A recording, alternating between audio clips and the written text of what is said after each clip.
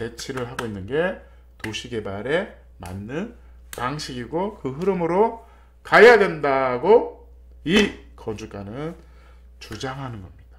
그래서 여러분들이 단합만 되면 대박 사업. 용산에 이런 땅이 사실은 없습니다. 이현웅님을 토방 안 되는 그래서 저희가 일지 튼튼하게. 반갑습니다. 국민건축가 이현입니다. 오늘도 재밌는 용산 재개발 이야기입니다. 원효로 상가 통합개발 계속 제가 떠들고 있습니다. 저는 참 안타깝습니다. 이 도시적인 얘기를 저는 이제 하는 건데 지금 어떻게 보면 여기가 이제 풍전아파트 지역이잖아요. 풍전아파트는 잘렸죠. 결국은 여기는 따로 이제 사업을 가신다 그러시더라고요. 근데 사실은 아깝습니다. 이게 어쨌든 이 대로변은 상업용도, 그 다음에 업무시설 용도가 강하죠. 그 다음에 요 안에는 쾌적한 그 밀도가 낮은 럭셔리 주거단지가 가능합니다. 그렇다 그러면 우리가 여기 있는 분들도 여기 아파트를 분양받을 수 있고 이런 장단점이 있거든요. 그래서 어쨌든 제 희망과 꿈인가요? 그 다음에 어쨌든 여기 여기 안에 문화재가 있죠. 여기 고등학교 안에 문화재가 있는데 이 문화재가 있기 때문에 여기는 어쨌든 영원한 공원이죠. 공원에 있는 이런 럭셔리 주거 단지는 아주 훌륭한 겁니다. 당연히 문화재에 의한 높이 제한도 있어요. 근데 그건 중요하지 않죠. 어떻게 보면 이게 계속 제가 통합을 한다는 이유는 뭐냐면 좋아요. 여기나 이 반경, 이 문화재 반경, 이 블럭은 영향을 받습니다. 영향을 받죠. 영향을 받는 요 용적률이 모자란 부분을 옆에서 커버하면 되거든요. 예를 들어서 여기서 못 받는 용적률을 여기서 높게 올려서 용적률을 찾아 먹을 수 있는 거예요. 어떻게 보면 서로 도움이 되는 거야. 근데 야, 너는 문제가 많으니까 우리끼리 갈 거야는 사실은 잘못된 겁니다.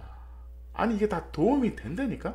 서로 피해가 보는 게 아니잖아요. 근데 너무 아쉽습니다. 그래서 이런 거잖아요. 여기는 앞에 테라스 주택이고 뒤에는 그러면 원형인 이런 다양한 높이의 아파트를 지으면 서로 윈윈할 수 있는 거거든요. 그래서 제가 조감도가 나왔습니다. 그래서 길가 풍전 아파트는 아쉽지만 제외됐죠. 전면부 요 대로변이잖아요. 대로변을 원효 대교를 건너면서 좌우가 개발될 수밖에 없습니다. 여기가 전자상가입니다. 전자상가 복합시설이 개발이 되고 여기 브릿지를 연결하는 겁니다. 브릿지를 연결해서 요 앞에 요 블럭은 상업 업무시설로 같이 브릿지를 연결해서 같은 느낌으로 개발이 돼야 되는 거죠. 그렇다면 뒤는 그냥 쾌적한 주거단지가 개발이 맞다. 당연히 여기서 문화재가 날라오죠. 그러니까 이 부분은 럭셔리 테라스 아파트로 갑니다. 그 다음에 뒤에는 타워형 아파트가 가서 서로 윈윈할 수 있는 방법이 있습니다. 그렇다 그러면 나는 1구역에 있는 사람들도 나 테라스 아파트 받고 싶은데? 그럼 테라스 아파트를 받을 수도 있잖아요. 그러니까 서로 좋은 거죠. 왜냐하면 여기는 어떻게 된다? 여기는 영원한 공원이다. 문화재가 있으니까.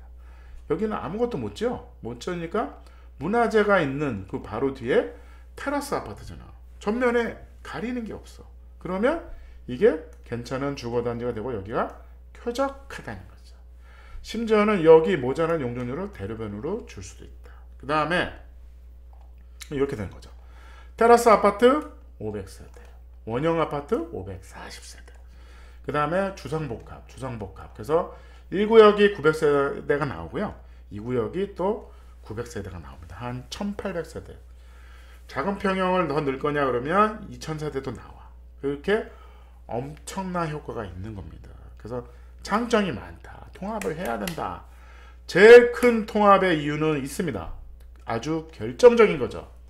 이걸 보시면 1층, 2층, 3층, 4층 이게 업무시설 겸 상가입니다. 이게 대로변에 거의 전자상가 길이 정도로 나와요. 요게. 이게 600m입니다. 아주 중요한 시설이죠.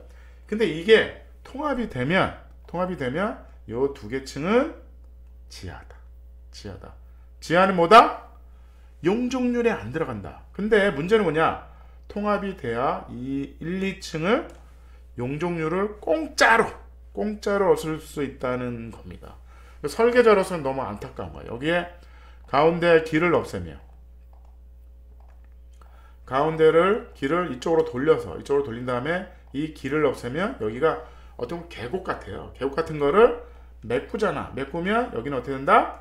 지하 2계층이 그냥 상가가 업무시설이 공짜다. 이게 어떻게 될까요? 이게 안 팔릴까요? 대로변인데? 원효대교 건너자마자 상가인데? 어떻게 보면 전자상가의 전자랜드 그 전자개념등 복합시설의 업무시설과 상업시설보다 훨씬 좋은 위치라는 거죠. 그게 여기에 있다. 그리고 지하로 인정받으니까 공짜다.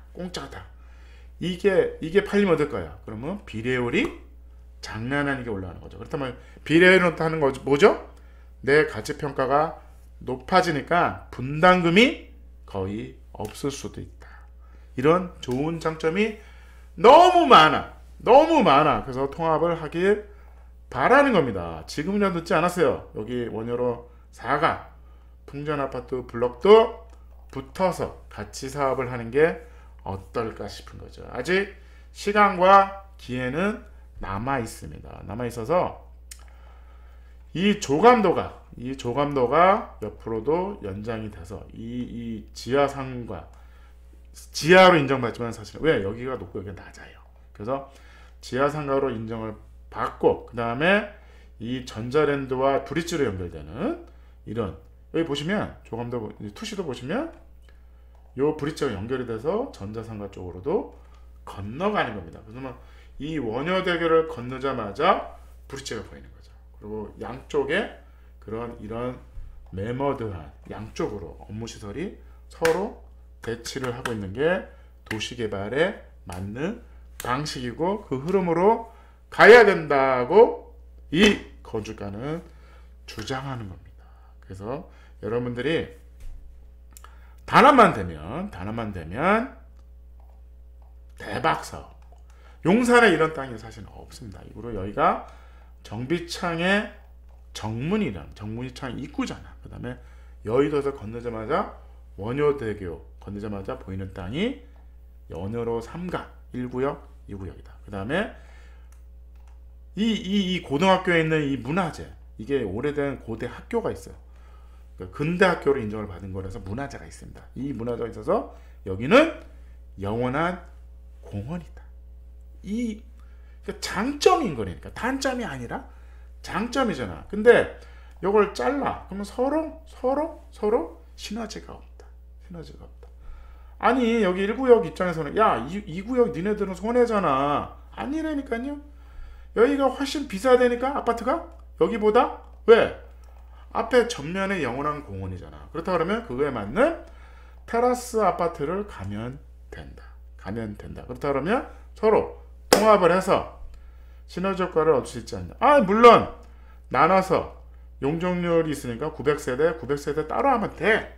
각자 사업을 가도 돼. 하지만 더 좋은 이런 지하 1, 2층 상가를 대로변에서는 1, 2층으로 인정을 받는 용적률에 안 들어가는 보너스 1, 2층을 만들 수 있는 방법이 뭘까?